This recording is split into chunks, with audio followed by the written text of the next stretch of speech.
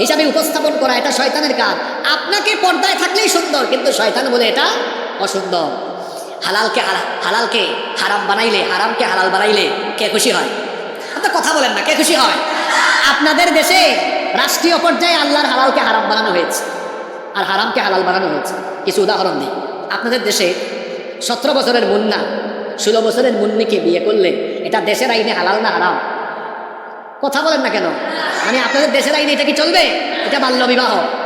কিন্তু আল্লাহর আইনে কথা বলে না, ছিল বিয়ে বানাইছে এটা, যে এটা বাল্য বিবাহ হবে না, দেশীয় আইনে এটা ঠিক না, কিন্তু আল্লাহর আইনে ঠিক ছিল। আর আরেকজন পিরোজপুরের লাউতলা ঝাউতলা বটতলায় মুন্না আর মুন্নি এমনি বসছে, একটু বড় গুতা মারে, এক বাইকে চলাফেরা করে, বিয়ে হয় নাই, রমনার বটমূলে বাদাম খায়, কাছাকাছি পাশাপাশি ঘুরে বেড়ায়, একজনের হাতের উপর হাত রাখছে। এটা আল্লাহর আইনে হালাল না হারাম? আপনাদের দেশের আইনে কি?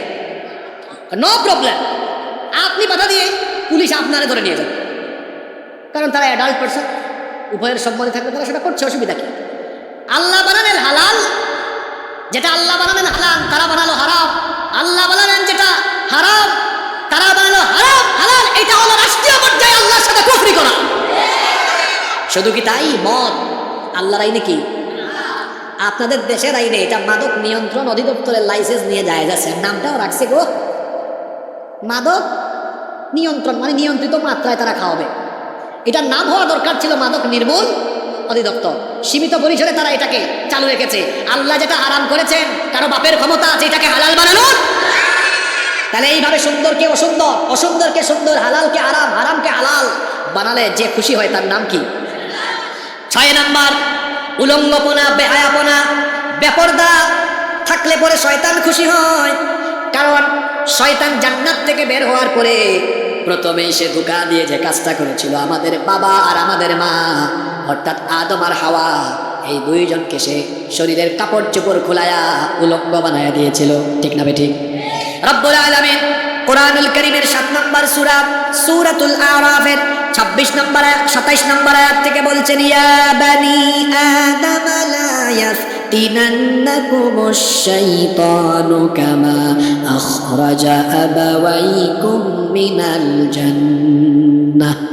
হে বনি আদম, শয়তান তোমাদের পিতা মাতা উভয়কে যেভাবে ফিতনায় ফেলে জান্নাত থেকে বের করেছিল, এইভাবে শয়তান যেন তোমাদেরকে ফিতনায় ফেলতে না পারে।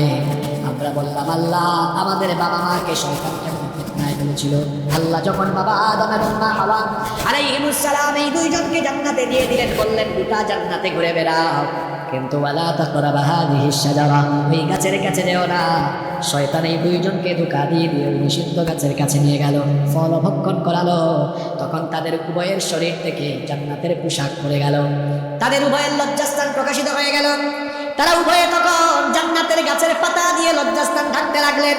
তাহলে শয়তানের প্রথম কাজই হলো মানুষের শরীর থেকে পোশাক খুলে মানুষকে উলঙ্গ বানায়া দেওয়া। এই ভীষণ ভীষণ সে এখনো বাস্তবায়ন করার জন্য এখনো সে তার বাহিনী দিয়ে কাজ চালায়। এখনো আমাদের সমাজে উলঙ্গপনা, বেহায়াপনা এবং বেপরদা বলে আছে না নাই? মনে রাখবেন, নগ্নতা, উলঙ্গপনার, বেহায়াপনায়, বেপরদায় যে সবচেয়ে খুশি হয় তার নাম হলো। এখানে আমরা হয়তো বহু মানুষ ওয়াজ শুনতে এসেছি, আমাদের ফেসবুকের প্রোফাইল চেক করলেও পাওয়া যাবে বউয়ের সাথে ছবি উঠায়া তারপরে ফেসবুকে আপলোড করে রেখেছে। এরকম আছে না নাই? একজন নারী বেপরদা হওয়ার পেছনে 4 জন পুরুষ দায়ী।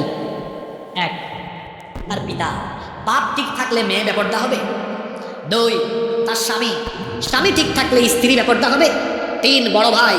4, বড় ছেলে। আমরা কি কেউ এই 4 শ্রেণীর বাইরে আছি নাকি? কিছু কিছু ব্যাককল আছে, তার বউ নিয়ে বের হয়, একদম বেপরদা। রাস্তাঘাটে মানুষজন দেখে বা বিয়ে বাড়িতে দেখে বলতেছে, ভাই এটা কে?